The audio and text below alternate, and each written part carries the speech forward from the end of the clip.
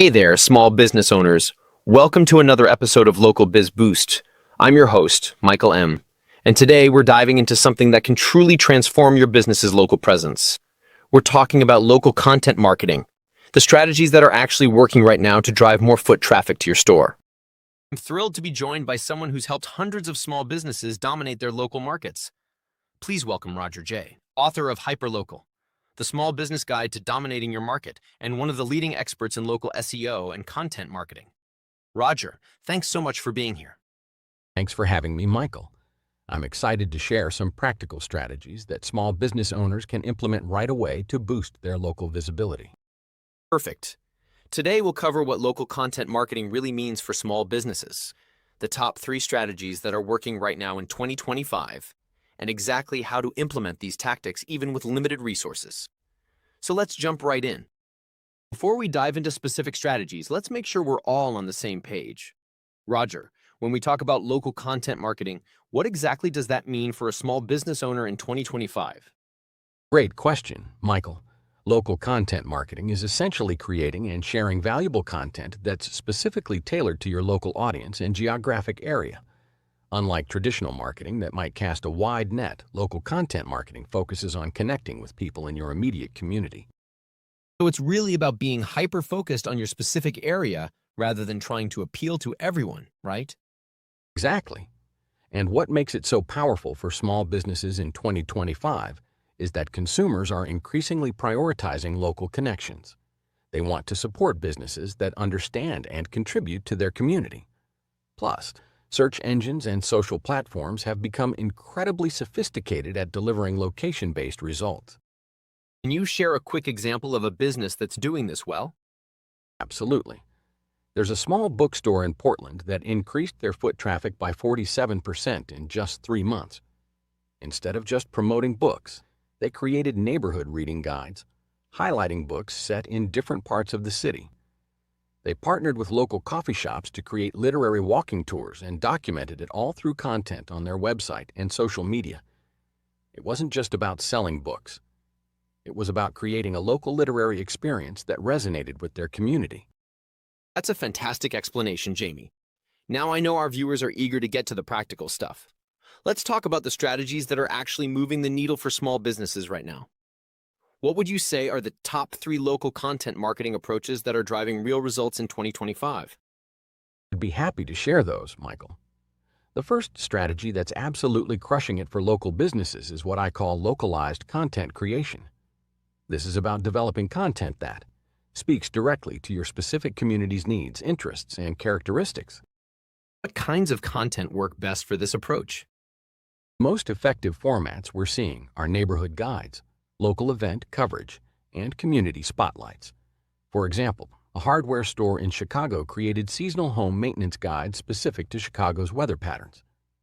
They included information about local building codes and even recommended other local service providers for specialized work. That's smart. They're positioning themselves as local experts. Precisely. And here's how small businesses can implement this. Start by creating a content calendar around local events and seasonal needs. Then, develop 2 to 3 pieces of content each month that address hyperlocal topics. Make sure to include location-specific keywords naturally in your content, and always include local imagery, authentic photos of your actual neighborhood, not generic stock photos. That's brilliant, Roger. I can already think of several ways our viewers could apply that to their businesses. What's the second strategy you're seeing work well? The second powerful strategy is hyperlocal partnerships and collaborations. This approach is all about joining forces with other local entities to create content that benefits everyone involved. So instead of trying to do everything yourself, you're leveraging other local relationships. Exactly. And it's incredibly effective because it allows you to tap into established local audiences. For instance, a fitness studio in Austin partnered with local health food stores, athletic wear boutiques, and even a nearby hiking trail conservation group. Together, they created a Healthy Living in Austin content series that each business shared with their audience. I love that collaborative approach. It really leverages the community aspect of local business. What's the third strategy small business owners should focus on? The third strategy, and possibly my favorite, is storytelling with local authenticity. This is where small businesses have a massive advantage over big corporations because they have genuine local stories to tell. Imagine this helps create that emotional connection that's so important for customer loyalty. Absolutely. Consumers are increasingly skeptical of generic corporate messaging. They crave authenticity. A perfect example is a family-owned bakery in Miami that started sharing the stories behind their recipes, how they were influenced by the local Cuban community, adapted to local ingredients, and became neighborhood favorites over 3 generations. These strategies sound incredibly effective, Roger, but I know many of our viewers are running their businesses with limited time and resources. How can they actually implement these strategies without getting overwhelmed? I completely understand that resource constraints are real for small businesses. The key is to start small and be consistent rather than trying to do everything at once. Begin with just one of these strategies, whichever resonates most with your business, and commit to 2 to 3 hours per week. That sounds manageable. What tools can help streamline the process? There are several free or low-cost tools that can make a big difference. Canva for creating professional-looking graphics, Google My Business for local SEO, and content scheduling tools like Later or Buffer to maintain consistency without daily attention. Also, don't overlook your smartphone. Authentic photos and videos of your business and community often perform better than polished professional content. Realistically, when should businesses expect to see results? You'll likely see increased engagement within the first month. For measurable traffic increases, expect 3 to 6 months of consistent effort. But remember, content marketing is a long-term strategy. The businesses seeing the best results in 2025 are those who started building their local content foundation years ago. The best time to start was yesterday. The second best time is today. This has been incredibly valuable, Roger. Before we wrap up, what's your final piece of advice for small business owners looking to boost their local presence through content marketing?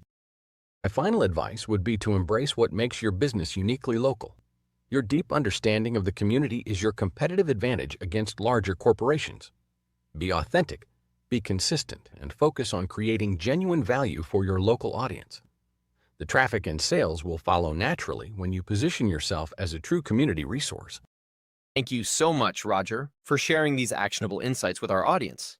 For all of you watching, if you want to learn more about these strategies and access free templates, guides, and resources to implement them in your business, sign up to our membership to Local Biz Boost. We've put together a complete toolkit to help you get started with local content marketing right away. Don't forget to subscribe to the Local Biz Boost channel for more tips on growing your small business, and leave a comment below if you have questions you'd like us to address in future episodes. Until next time, I'm Michael, and this has been Local Biz Boost. Take care.